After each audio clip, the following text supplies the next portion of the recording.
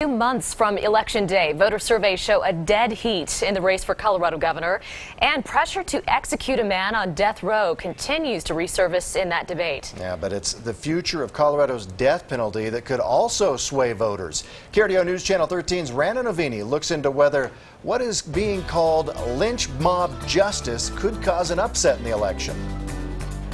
A tight race for governor and now a heated debate over the death penalty. This is the first time Governor Hickenlooper has ever seriously been challenged in an election. And no issue is getting more attention than the delayed execution of Nathan Dunlap. Sentenced to death, Dunlap was behind the 1993 massacre at an Aurora Chuck E. Cheese restaurant. But Governor Hickenlooper granted him an indefinite reprieve, something Republican challenger Bob Beaupre says he'd change. When you think of all the other issues in Colorado that we might be arguing over in a tough governor's race, here we are arguing over the death penalty, something which actually doesn't exist in the state. Retired political science professor Bob Levy argues there's effectively no death penalty in Colorado because it's been carried out just once in 40 years. We've gone years and years with people committing murders and no one being put to death. Still, Levy says Hickenlooper's stance against it could hurt him, not just because of Dunlap, but because of another man voters want to see punished to the full extent of the law.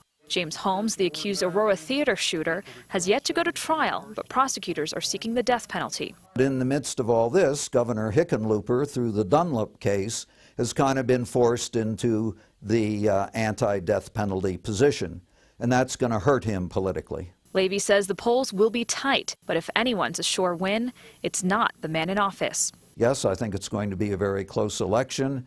But if anyone wins easily, I think it's going to be the Republican, not the Democrat. In Colorado Springs, Rana Novini, KRDO News Channel 13. And more on that, Levy says based on history, Republicans have the upper hand this election year because it's the 6th year a Democrat has been president. Well, a health